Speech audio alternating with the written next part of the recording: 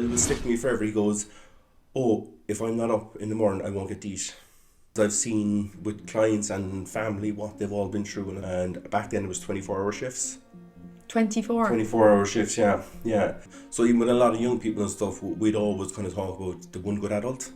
Yeah. And every young person really should have that one good adult, whether it's coach, teacher, parent, friend, and if you've more, great. So I suppose I owe a lot to my wife at the time, and I'll be forever paying that back. She lets me know every day. How long have you been together now? Is she she watch this. Yeah. Biggest life lesson is, and I actually bought the book a few years back, and I use it with a lot of people, is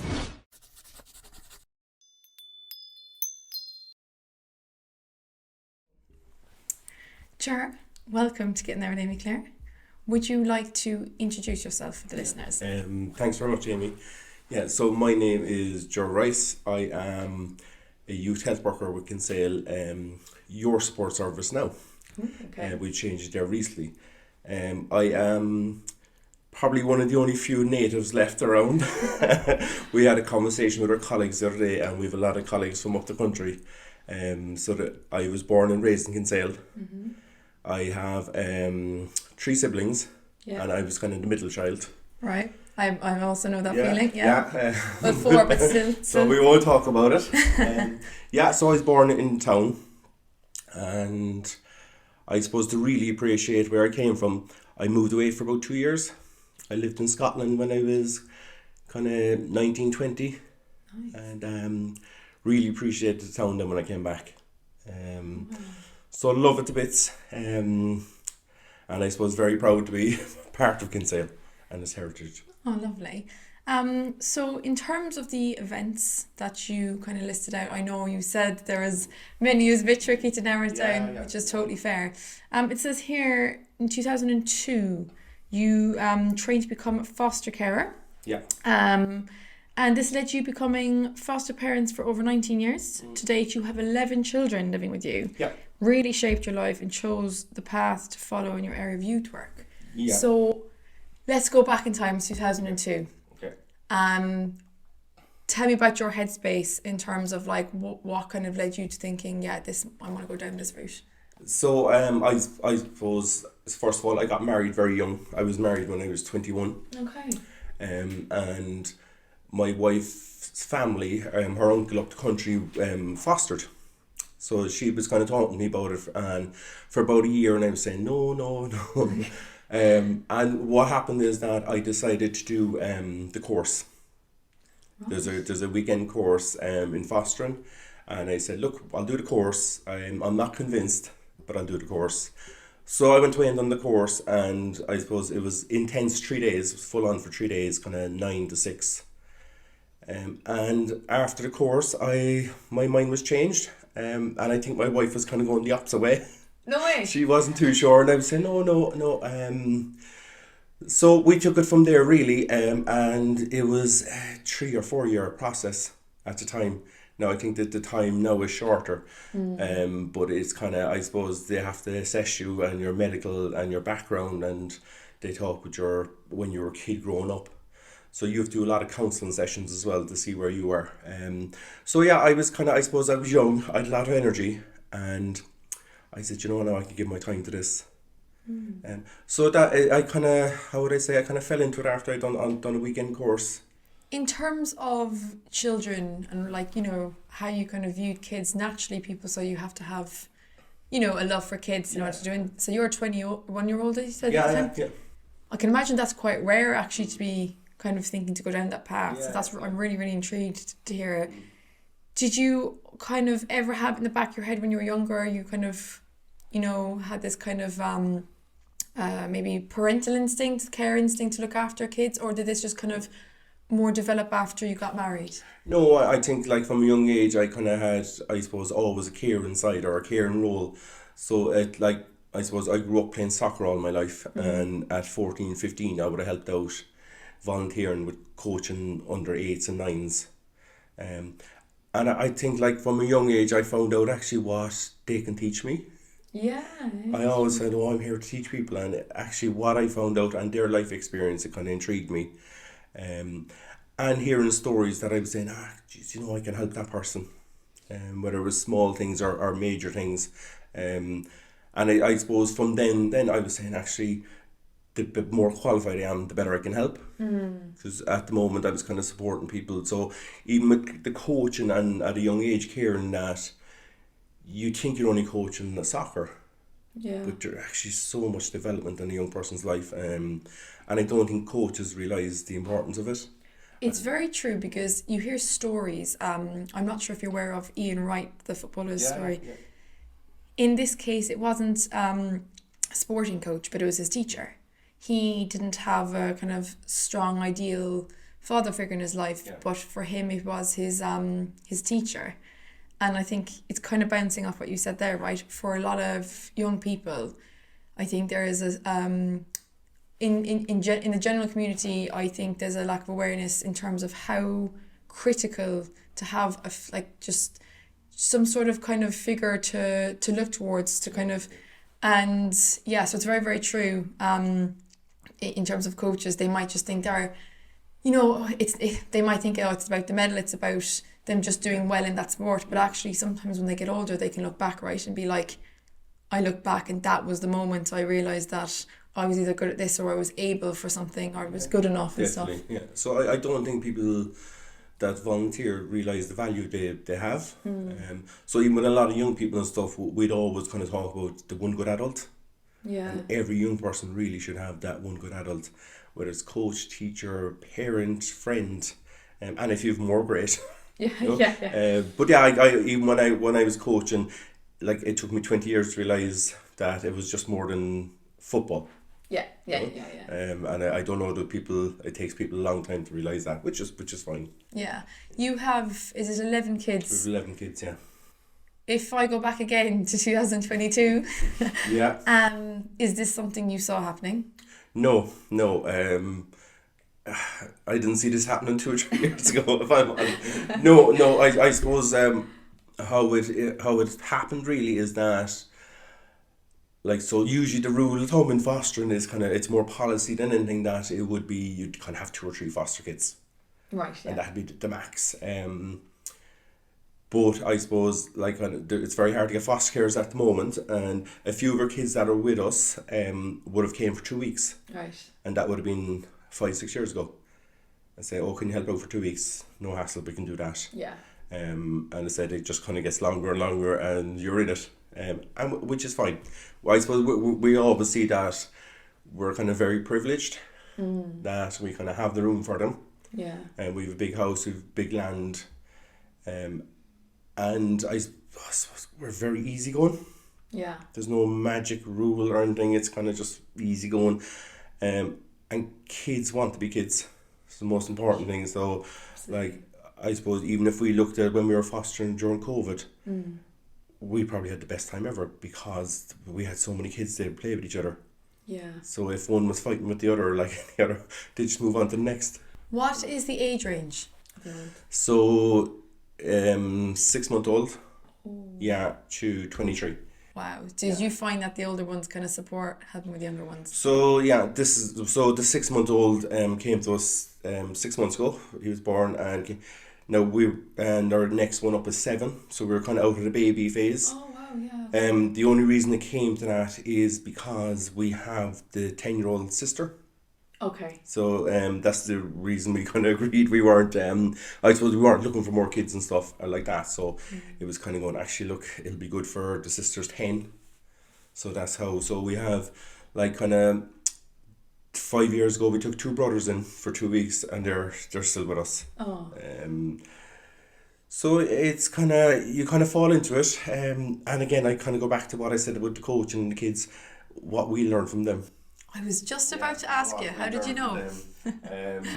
It is, and I suppose that shapes my work and everything, that, like, these kids we've had and kids in foster care, like, some go through a lot of trauma. So I can kind of relate to it in my work environment, my home environment. It kind of all gets tangled up, which is good. So I suppose when I go home and I see what they've all gone through, and I'm kind of going, actually, do you know, now we can breathe a bit here, and kind of has grounded me a lot. Would you say that's the thing you've learned from them the most? Is it perspective, or is Completely perspective. I suppose, and to appreciate what we have. Like we have, like, I think we're geared to be kind of the glass half empty. Right. In terms of the human race, in terms of in Ireland? I think it's definitely in Ireland. Definitely in Ireland. I would, where I suppose my outlook now has completely changed. So, like, I would have seen kids come to us with a black plastic bag. That's their life, you know. That's their clothes. That's their, and you're kind of, so like even not having a suitcase to move from house to house. Yeah. And I suppose, like, even that just alone, when you see someone coming in with a black plastic bag, you're kind of going, that's, we gotta kind of, I suppose we gotta always be positive and look at the bigger picture. Oh no, that's really, really admirable. How long have you had the kind of, is it the oldest or the So they're all the kids we have now are in long term. Okay, yeah. And we've adopted the 17-year-old only this year. Oh yeah. And there's 4 more in the process of being adopted. Oh wow. Yeah, so at the moment we have 7 foster kids and 4 are our own biological kids. But the 6 of them are in the process of being adopted. Okay, yeah. And 1 is undecided, but it's fine. Yeah. It's up to the child themselves. So for any kind of listeners that perhaps are contemplating a new journey in life, or even perhaps something like this has passed their mind, what kind of advice would you give them before going into it? Don't overthink. Okay. It's the exact same as parenting. There's no, so like parenting is probably the only job in the world that none of us get trained in. Yeah. So if you were going to a chemical factory, if you were going to a teacher, you do 4 or 5 years training, you do all the safety. As parents, we get no training. You know, so we kind of wing it to an extent, and each kid is different. So I would say, like, kind of just be present. There's no massive qualification needed. I'd always say you need to be sound-minded. Yeah. And that would be my criteria. And a lot of it has changed now, where, like, before the criteria was you have to be married, you have to be this, you have to have a spare room and all this, and you have to own your own house. So a lot of that has changed recently. I would say go invest in it. Yeah. Just doesn't. So what I did when I was unsure, I done the course. It cost me nothing, and I learned something in the course, and then we took it from there. Oh, fair play. Yeah. You haven't looked back since? No, and like interesting. My first foster child, 2 minutes I nearly broke his leg, and I thought I was done. So he would have came to us he was 8, and his sister was 3 at the time, and they would have came to us on a Friday. Social worker dropped down, and I suppose the adults were talking, and I said, you know what, I'll go out and kick ball or something with him. So we went outside, and we had a go-kart, and I pushed him, and his leg got caught under it, and he just started screeching. And I remember going in, and I go, I think we're breaking his leg. No, he was fine. But that was my first experience, and I was saying, everyone's going to be down to me, we're not going to be allowed to foster. Yeah. So I think there'll be loads of parents, though, foster parents or not, that will be listening and going, oh, do you know, people talk about, oh, I lost my child in the shopping centre, or I accidentally did this. And I think there's definitely a lot of people can judge and go, oh, you should do this and do that. But actually, when you look at it, I think everyone is just trying to do their best. We all have stories, and kind of, so even like I'd be saying, you can only do your best in the moment. Yeah. So looking back on it and kind of go, oh, maybe I shouldn't have done that, or we should have. Yeah. It's very easy to look back. But I'd always say, look, in the moment, you do your best. Yeah. There's no right or wrong. Exactly. So it is like, I'd have loads of stories about kids and stuff. Even that particular young fella now, that night, I kind of said, oh, let's go to the shop. He said, oh, can we? I said, yeah. So we went to the garage, and I said, do you want something? He wanted a bread roll. And I said, oh, no, get sweets. We have loads of bread at home. And he goes, all right, can I buy the corner yogurts, the 12-pack? I said, you can, yeah. I said, I'll get them. And I was trying to push him get a chocolate bar and ice cream, and my own young fellow was up at the time, and sure his hands were full of sweets. So eventually he did, and we had the yogurts, and I put them in the fridge, and I was going to bed, and I went into the fridge and they were gone. The 12 yogurts were gone. So I went up the room, they were under his pillow, and I said, we put them in the fridge. I said, they're yours for school. And he turned around to me, and it was stick to me forever. He goes, oh, if I'm not up in the morning, I won't get to eat. Oh, wow. And they'll all be gone. Oh, wow. And he was so, like, for months, he was so protective with, like, it wasn't sweets he was taking, it was loaves of bread and stuff, and just hiding them under the pillow. You know, Wow. Now we don't know the full story of what, but, like, that always will stick with me. And that's really poignant. Yeah. No, it's absolutely amazing to hear. Like, I genuinely mean that. If we jump to now 2008, Okay. you said another kind of profound moment in your life was speaking with your father-in-law, telling you to invest in yourself and find something you love to do and then get paid for it. Great advice. Yeah. You always involved in soccer. You loved, or you started volunteering and coaching for the local club. That got you thinking how much you love working with young people. Yeah. So we kind of briefly spoke about that in terms of the coaching bit, but let's talk about that conversation with your father-in-law. Yeah. How did that kind of come about in terms of your mindset at the time, what the situation was, etc. So I suppose it would have came about that we were just sitting down one night over coffee, and he passed away a few years ago now, but he lived in Sandy Cove, just outside Kinsale. And like you could sit in his sitting room for hours because you're just looking at the sea. So we were having a cup of coffee and we were just chatting, and we were talking about the foster kids, and we were talking about the coaching. I was greenkeeping at the time, and I loved greenkeeping, and I was out in a golf club, and I had my own little company afterwards. I was kind of doing gardening, landscaping, but it was a lot. Like I was kind of gone from 7 in the morning till 10. Okay. So I was talking because he was one of the inventors of push pops. So he worked in that area, and he invented sugary sweets, and so he was very business minded. Done a lot of work in China, Germany, and a lot of traveling. So I said, who better to talk to? And it was free. It was free for a bit of career guidance. So we just started chatting. Yeah. And he was saying, actually, like, Anna, you enjoy working with kids and stuff. And I remember the night we were talking, what triggered it for me is that one of our colleagues in the golf course retired. And I kind of looked and I said, it was just kind of the end of something, and there was no, I suppose, even for him, he was saying, oh no, I might stay on for another few years. And I said, actually, do I want to be him in a few years? And nothing wrong with it, but for me, it wasn't for me.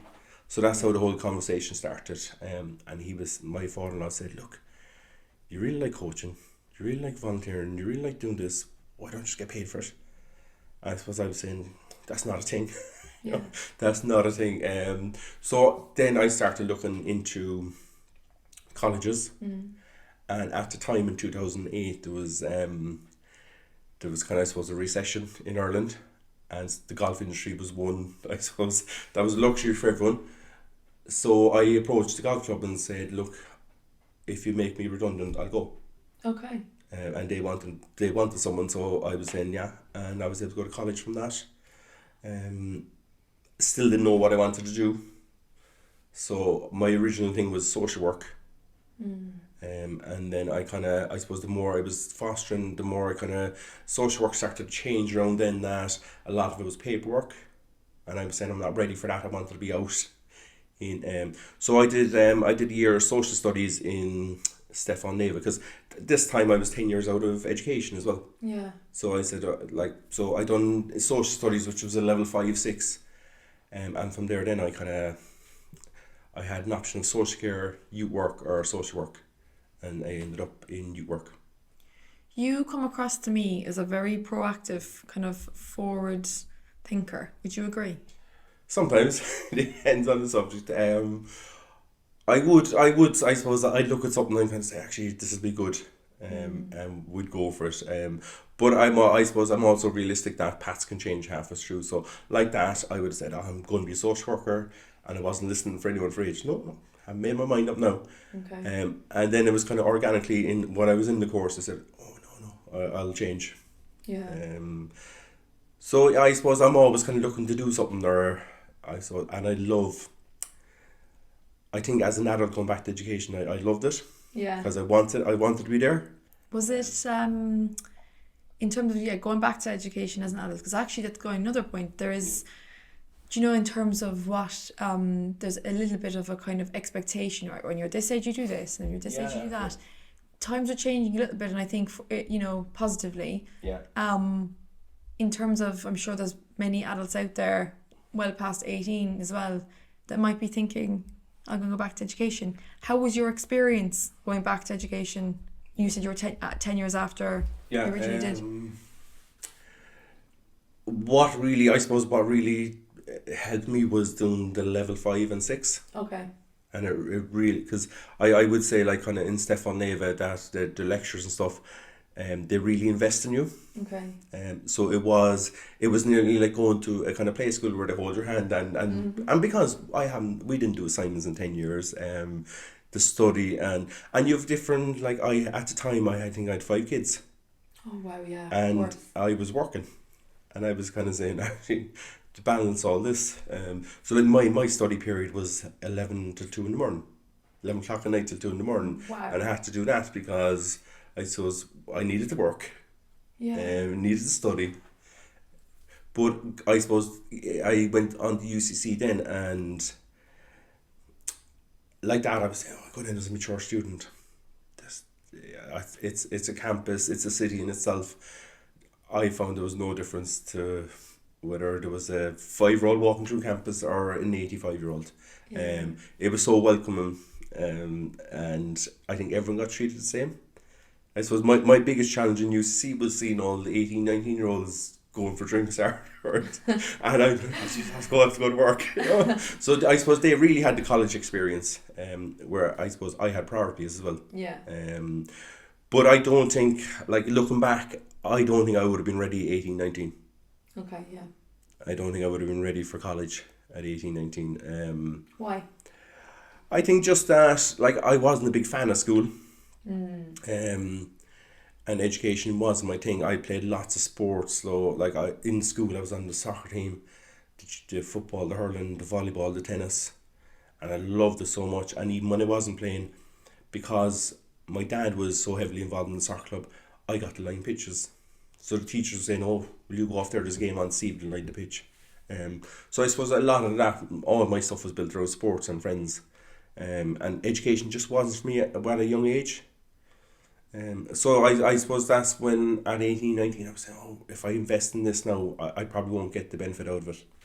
So it took me 10 years to go back, which is fine. In terms of like juggling all that, everyone kind of, different people need different amounts of, say, me time, as they call it, whichever, like that. What was the biggest struggle? I don't mean to say any obvious here, genuinely for you. Mm-hmm. Was there any times you thought, I don't know if I can continue with this now, because the kind of routine you had is obviously more extreme than perhaps what is recommended. So yeah. So I think the biggest struggle for me at the time was probably my overthinking of everything. Okay. You know, that like kind of like when I done an assignment, I'd wait till the last second to hand it in, where I'd have it done 2 weeks prior, but I was saying, oh, better think about this now. And looking back at it now, it kind of slowed me down completely, because, like, I suppose you don't realise until you're out of it how much you're overthinking. Yeah. So it's when you left college, you have a bit of more space in your head. I think just for 5 years, I was just kind of going on coffee, working on coffee, and like even when I was working, I didn't mean to get a job. Because I went to college, I said I'd better practice interviewing.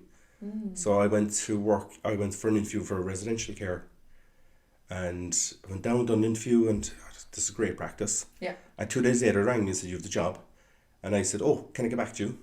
Because first of all, I didn't want the job, and I spent 6 years in residential after that in the same company.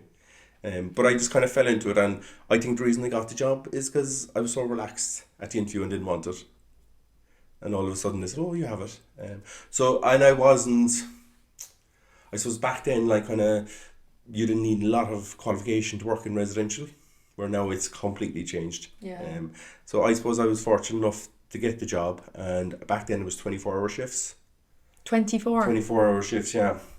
Now, how exactly? Surely you had to nap in the middle of that. So you have like kind of at 1 o'clock in the morning you go to bed, but it depends then on the young people whether they want to go to bed or not. Wow. So if they're up, you're kind of up. So you do 8 in the morning. We done 8 in the morning till 8 in the morning, and you'd have a live night that would come in. But their job, like I suppose if anything got out of hand, we'd be called. So you might get 3 or 4 hours. It just depends. But yeah, so what I did was I done 2 shifts.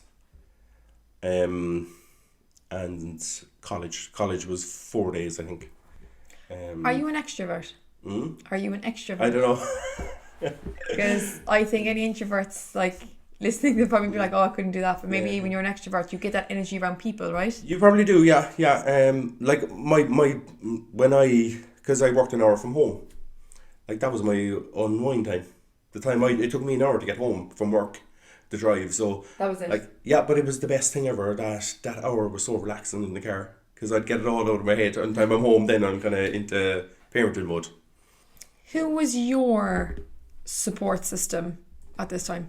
Oh, my wife. Yeah. Yeah. To be fair, she ran the show.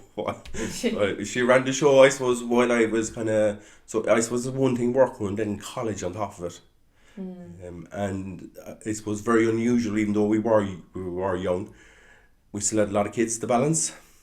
And then we had to do courses with HSC and TUSLA, because you have to keep updating your fostering and all that. So there was a lot of stuff on. And like some kids would have went to school in Cork, so it wasn't the case that we're in Kinsale. Yeah. So there was a lot on, but I think just pure adrenaline run for 5 years. I had it focused, and I didn't know how busy we were until we came out of it. So I suppose I owe a lot to my wife at the time, and I'll be forever paying that back. She lets me know every day. Oh, does she now? Yeah. It does sound like a bit of a partnership. Yeah, it has to. Yeah. It has to. Yeah. I know, fair play. How did you meet your wife, if you don't mind me asking? I met her in a local pub in Kinsale. Her best friend was gonna one of my friends, and I think she was a year ahead of me or 2 years ahead of me at school, okay. And we never met, and we just met in a night out, and I think it took 5 months before we went on a date. We kind of met each other through our friends on nights out and stuff, but I think just for us to go on a date, I don't know, was it me not having the courage or what? So yeah, we went on our first date and haven't looked back since. How long have you been together now? Is she watching now? Yeah, so we're coming up to, I think, 19. Oh wow. 19 years. Yeah. What do you think? Because obviously you've had a unique experience with your partner, where it's not necessarily. I mean, there's lots of couples that have children, but the kind of journey you've been on together from a young age as well may not be as common. No, what do you think is the kind of foundation for good, healthy partnerships? It's just communication. It's communication, and I would say too that not being so defensive. I think a lot of people get very defensive, where like I'd always look and you'd kind of ask, well, did he really do that to annoy me? And 9 times out of 10, or did she really?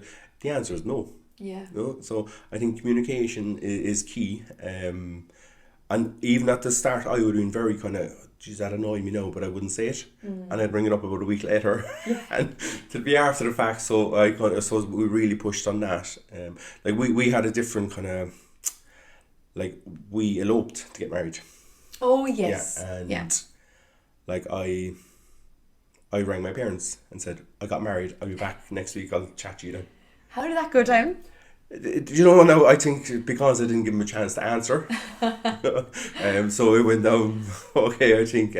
But we looked at, we were renting at the time. We wanted to buy a house, and we kind of looked and go, oh, we can spend all this money on a wedding, or we can kind of just do it. And I suppose we look as marriage, kind of no disrespect to it, but it's a piece of paper. Yeah. Like nothing changed when we got married. Like obviously she took my name, but like we didn't change as people. So, and I know it's different now. People don't get married, which is fine too. You know, I don't think there's. I would say the biggest thing is the bit of paper, and I don't know, is that necessary sometimes? You know, so each will find their own way. Yeah. No, it's I like asking these questions. I'm really interested in just like relationship psychology and things like that. Both like not necessarily romantic, but romantic is a part of it. And it's funny because people say communication, but what I liked is you actually delved into it a little bit more because, again, I think in Ireland again, but in loads of other cultures as well, you don't want to say anything now because we don't want to be making a fuss, but actually down the line it can I suppose come out in the comes out it'll come out eventually, right? So yeah. So in terms of your kind of journey yourself but also with your partner from when you met to now, what's been the biggest learning lesson for you or life lesson? The biggest life lesson is and I actually bought the book a few years back, and I use it with a lot of people, is Don't Sweat the Small Stuff. What book did you say? It's called, Don't Sweat the Small Stuff. It's actually called that? It's called that. Oh, right. And I use it a lot. So, like, people get frustrated over, like, the flat tire, and it is, I mean, if you look at it, it's small stuff. Now, I know is that because I've seen with clients and family what they've all been through, and I'm saying, oh. So we go back to like kind of like a flat tire that would stress people out, and you're kind of saying, actually, it's fine, it's fixable. So I'd always look at life kind of going, no matter what it is, right? No one's dead, right? We can deal with this, and that's my attitude. So like I know, last year my wife crashed a car. Yeah. And like she rang me, and I said, "Is everyone okay?" Yeah. I said, "Perfect. Car's replaceable." Yeah. So, I don't get caught up on materials. I think that's something I kind of learned over and over, that like whether we move house, whether we change car, anything like that, it's... You're very perspective orientated. Have to be, yeah. I think that's crucial. Yeah. I think it's a gift is the wrong word. I think it's genuinely something that if you learn to master it, I'm currently working on at the moment. Yeah. I think I kind of endeavour to become properly perspective orientated, because I've found it, I'm the exact same, not just in like say relationships or anything like that, but in general life, looking at it from a bird's eye view, as I say. Completely. If you were floating above your own body, yeah, how would you actually view this situation if it was someone else? Completely. And you gotta look at it kind of, so every day I'd kind of know it's automatic now. Before I would have said, right, did I do my best that day? Right. Whether it's with home, whether it's with coaching, whether it's with kids, and I would have asked myself always, right? And where before I would have been critical of it, so and then I kind of, as we said earlier, that it's easy to look back and say we should have done this, but I'd always at the end of the day go, yeah, I've done my best today. Yeah. And that's all we can do. Were you, I suppose, I should ask first, would you say you're in the best way, like quite easy on yourself? So because a lot of people aren't. How? No, I am. Now you are. No, I am. But I suppose that would have come like from, I suppose, just learning that over years and years of experience, and listening. So like this, you're listening to my story. I do it every day in work, and I do it every day in fostering. Yeah. And I do it every day in coaching. Yeah. So it is kind of. I'd be very easy going on myself now. That's really nice to hear, actually, because it's quite rare these days, I find. Well, I would always say to people, like, you'll have enough people put you down in life, you know? You don't need to be one of them.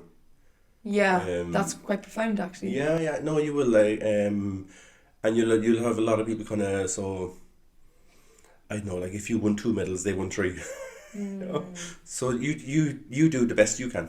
Yeah. That's what I would always say to someone, that, like the only people you're up against is yourself. Yeah. That if you want to improve and stuff, and once you're happy in your life, I think that's key. Yeah. It has to be. Slightly, I suppose not going too off point, but I really like to get your perspective on something. I hear certain people go, as you get older, you naturally become more cynical. And then if you take someone like monks, for example, they argue that no, if you actually become so wise, not literally argue, but they see it as no, because if you are wise enough, you can almost view life with a more positive perspective. You go through that cynical stage. Yeah. What's your view on that? Because so many people say, oh no, it's all part of it. When you get older, you just become more cynical. No, I probably agree with the monks. I go the opposite way. Yeah. I go the opposite way, that there's a solution to everything. Yeah. So even like if my kids came to me now and like even I suppose the 17, 18, we have 19 and 23 year olds, I'd always kind of go, I would have done that when I was 19, 20. You know, so we kind of got to look at it from, I suppose we got to look from that side as well, that what we would have done as opposed to it's wrong. All of us actually, we have to make mistakes to learn. Yeah. I think that's the key for kids, that if they make a mistake, let them. Yeah. You know, and it's key for adults as well. We have to make mistakes. It's the only way we're going to learn. So yeah, I know. As I said, I'll go back to that book, Don't Sweat the Small Stuff. So anything. Who's the author? I actually don't know, but I can give you the book. I have a look at it. Yeah, I'm really kind of going down this route of self-development and stuff like that. So I always do. It's key in, I suppose, the work we do. Yeah. And I suppose as parents and stuff and all that like what's the old saying is kind of you need to look after yourself before you look after other people. Yeah, they use the because I was obviously just on a plane recently flying over here, but they use the analogy sometimes of, on a plane they say if the oxygen mask comes down, if you don't have it on yourself, how are you supposed to help someone else? Yeah, and I know, and it is so like they're key things to kind of keep. Yeah. So like we talk a lot about mental health, well-being, self-care. Yeah. People don't do it. Yeah. People don't do it, so you need to get into a routine. Yeah. So like and you need to get into your routine, as in what's good for you. So like we do school talks, and one of my colleagues comes with me, and he runs a 4K, 5K, 3 or 4 mornings. Oh, right. And he'll say this is key to his mental health. Yeah. And I remember the first few times we done talk together, I was, oh my God, I couldn't think nothing worse. I said that would wreck my mental health now, that going jogging. And I was saying, I was saying to him after, I said, that wouldn't be good for my mental health. He goes, oh yeah, but soccer wouldn't be good for his mental health. So we were saying, actually, we need to tell people they need to find their own. So I got injured 4 years ago, so I can't really play soccer. So I had to change everything. So now I swim 4 mornings. Wow. Yeah, so I swim 1.5 miles now for 4 mornings, and I rarely let anything get in the way of it, because when I do it, I'm prepared for the day and the week. Yeah. And it is now if I miss 1 or 2, that's fine, but I know if I'm out for a week or 2, you're kind of I better start doing something again. Did you find it that kind of time where you said that you got injured and you could no longer play? Did you find that period was kind of a low patch for you, or did you kind of move on quite quickly? No, I moved on quickly in the sense that it was probably coming with 2 years. Right, okay. So when I was playing, I was kind of getting so injured and so sore that I'd only recovered for the next one. And it was going on. So then I'd saying, I better do something that's not injury. So no, once something sets or finishes, I'm kind of happy. Well, I might be happy enough, but I'd say, all right, what can we do now? Yeah. Or we kind of move on. And you have to, because I suppose you could sit there and self-pity and say, oh, I could have been like... So even, especially a soccer analogy now would be, a lot of parents say, or we get a lot of coaches and say, yeah, I could have played for Ireland if I didn't get injured, or I could have played... And we do, and I do it. Yeah. Oh yeah, if I was good and I could have done this. But no, we kind of look, we need to kind of just go, right, that chapter's over, let's move on. And it's the same with everything. Whether it's a job or we're a number. Yeah. Speaking of moving on to the next chapter, 2017, securing a health worker position in your local town, and you have developed Kinsale Youth Support Services into what it is today. Working with people with poor mental health and creating pathways to enrich lives within the community. So, yeah, tell me kind of about how that came about for you. So when I went back to college, I was, my wife, I think about 3 weeks after I went into college into UCC, my wife went to the guard station to get a passport for one of the kids. Okay. And she spoke to the JLO at the time, which was James O'Mahony. Yeah. And James O'Mahony would have been a coach of mine when I was young. He would have been one of my running coaches. Okay. And he said to my wife, "Oh, what's your up there?" And she said, "Oh, he's gone back to college." I was, "Oh, tell him ring me." So the following day I met James and I was telling him I was doing youth work, and KISS was just starting in 2010, so this was 2011. And he said, "Oh, do you want to work with us?" So I started as a student in 2011, sitting in an office, and myself and James were sitting there. What am I supposed to do? I don't know. And he goes, "I don't know either." And we said, "Do you know what? We'll do research." Okay. So my first role as a student, that I got to go around to a lot of organisations and just interview them like we're doing now. Yeah. Just chatting and see what they had set up and all that. So like that's where my networking journey, I still have contacts that I would have met them in 2011. So that's how I started out. I suppose because I lived in the community, then you invest more. So I started as a student. I went on to be the vice chair of KISS, and then I had to step away because the job came up and I wanted to go for it. So there was a whole kind of thing around that, like we had to get external interviewers in. So I was kind of lucky enough that, and I remember the interview was at 9 o'clock at night. Oh wow. Because you got to remember that KISS are all volunteers. Of course. So like there's you had one worker.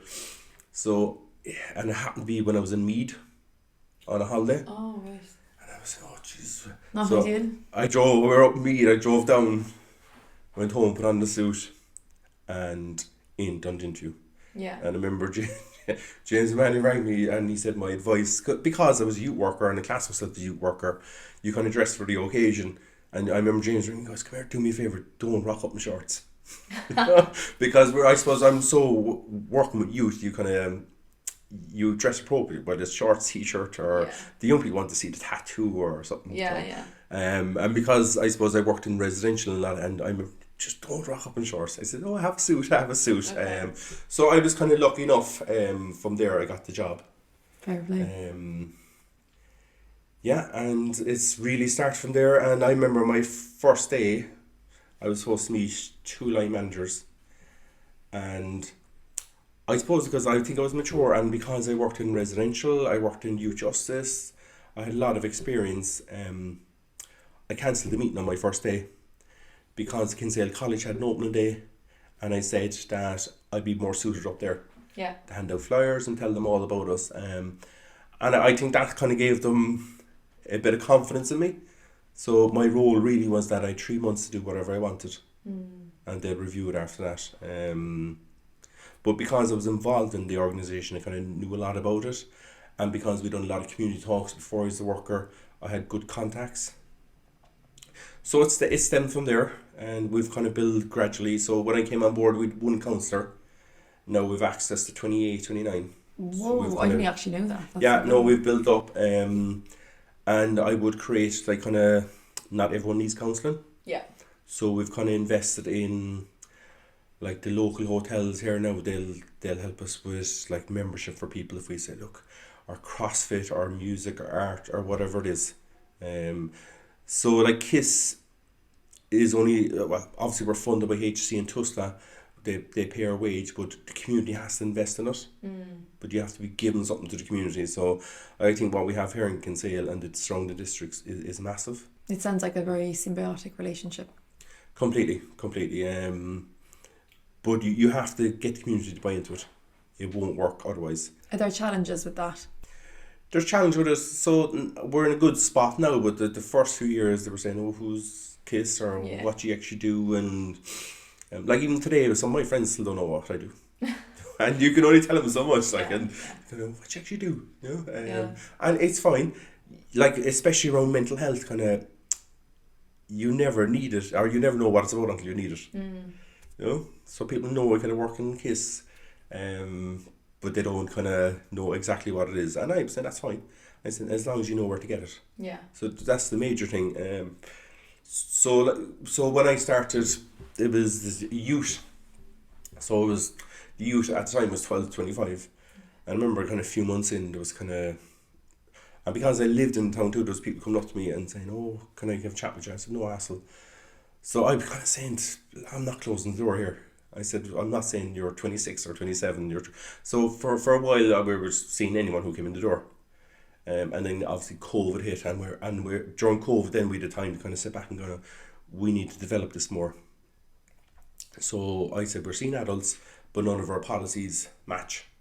It was all youth, and I said my biggest challenge was that an adult ringing me and saying that I was going to ring you 6 months ago, but I didn't know you'd work with adults. Oh, okay. You know, and I said, lads, this is not acceptable.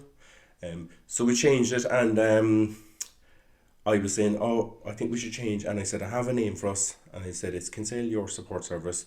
We keep the word KISS. Yeah. So we just changed you to your. Yeah. And we keep all our branding and everything. So yeah, the last year and a half now has been a major change in that. The work has stayed the same, but actually people know now. Yeah. And plus, last year we've 2 other colleagues now where I would have been on my own for about 5 years as the worker, but a massive committee behind me that I can link in with all the time. Do you feel proud of yourself? I feel privileged to be able to have the opportunity. And we'd say that a lot, that not many people would be able to have that spot. So I suppose when I say privilege, it's because it's my own town. So like 40% of my referrals are at the school gate, at the soccer pitch, walking down the street. Yeah. You know, or can I have a quick chat with you? Yeah. And it's perfect. Now, there has to be balance. Yeah. So, like, kind of the balance is that, like, the committee let me do it. So, if I'm missing for a week and a half, there'll be no, they wouldn't come looking for me because they'll know, actually, the work has been done. So, how do you say no? Do you find that difficult? Because obviously you can imagine now you saying that 40%, which is quite a significant percentage, comes up to you, could just be anywhere. But if you're quote unquote off duty. So there's no, I suppose, working in your own town, so the way I balance it, I'm never on and I'm never off. Okay. So like that, if I'm like, so where else could you like kind of watch your kids playing soccer and get paid for it? Yeah. You know, so I don't know, like, if you're familiar with the soccer club in Kinsale, but Charles Fort, Yeah. you're looking at the sea and everything, you're sitting there chatting, it's fine, you know. So that's the way I kind of balance it, that we're in our own town, that, so like I'm never restricted that if my wife rang me today and said one of the kids is sick, I can go. I can just ring my clients and say, actually guys, I'll talk to you. There's a lot of flexibility. So, completely. So what I've created and with the committee is that, like, if you search us up, there's no opening hours anywhere. You know, we don't have opening hours. And like one of my other colleagues does the same as I do, and then we have a third colleague that just does the hours. Okay. Which is perfect. So the actual organisation is very flexible that way, that the most important thing, I suppose, would be the staff. Yeah. That if the staff are in a good place, the clients will be help them more. So again, it's the self-care. It's the self-care. So I would say, it's not for everybody, but I'd always kind of go, right, I'm never on, I'm never off. Okay. I think in 5 years, there's no record of me taking holidays, because we don't do. No, we have our holidays. I was in Spain 2 weeks ago and stuff. But like that, I had the phone in Spain. I answered. Okay, yeah. I think it's kind of what's balanced for you, right? And you know yourself. Completely, it won't work for everybody. So like even my work now, that I'd meet parents in the morning. So I'll do the school run, work, do the school run, go home for a few hours, come back in the evening, meet a few young people, and it'll balance. Like tomorrow, I'll work from home because my kids are going to the zoo, and I'll have the small fella. Yeah. And that'll be fine. Oh, fair play to you. So, look, you have to find your own way. Yeah. everyone has to find their own way, what works for them. This just works for me. Amazing. I'm starting a little ritual to close all the podcast episodes. Okay. No one knows in advance. I've told you different things to what I'm going to ask. Okay. So basically I want you to picture yourself in 10 years. And if that Ger was next to you now, what do you think he'd say to you? Picture myself in 10 years. Do you know what? I'd honestly probably say just keep going. Do you think? I think he would, yeah. I at the moment I do kind of, I suppose every now and then kind of assess where I am at and all that, and I'm kind of really in a good place. If I'd probably say something now, it'd probably kind of, like, I've been playing with the idea that maybe just retrain in something else, as in something that will, I suppose, benefit me and benefit Kiss. Yeah.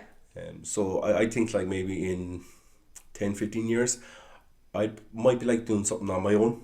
Okay. That maybe it's some private practice or something, but I know I'm not there yet, but I think something like that I might do. I might go back to retrain as a life coach or something. Yeah, there's no right or wrong answer with these. It's just, I love asking because you really get to see, like, it kind of delves into people's values in some respect, because they start kind of thinking, oh yeah, we kind of give advice lots of people, but this is kind of a question that kind of prods at the idea of your future self giving you advice type thing. So it's a good question, and it does get you off guard. I know which is the goal of it, I suppose. But look, we'll always go back to, like, you do your best in the moment, and my advice to everyone is don't be so hard on yourself. That's really, really good advice. It's very important advice. I think we get caught up in a lot of stuff that we kind of, whether it's around theories and all this, and it's kind of back to basic stuff. Same with even mental health. We kind of go, right, like, kind of sleep, food, exercise. Yeah. Can we get three of them? Drink water. So they're the basics, and they're the foundation of, I suppose, good mental health and self care. And you'd be amazed the amount of people that don't have it. Oh. Yeah, insane amount. Yeah. And even for ourselves, sometimes we don't have it, like, I think that one of the reasons that there is, in some respects, like a mental health crisis is because our world today is not, our brain hasn't caught up with where our environment was very much, we're in the forest or in the fields, and we kind of now we're trapped in cities or this kind of new way of life. But Ger, I want to thank you very much again for coming on the podcast. Really, really enjoyed this conversation, and best of luck going going forward with everything. Brilliant. No, thank you so much. Thank you so much. Brilliant. No worries.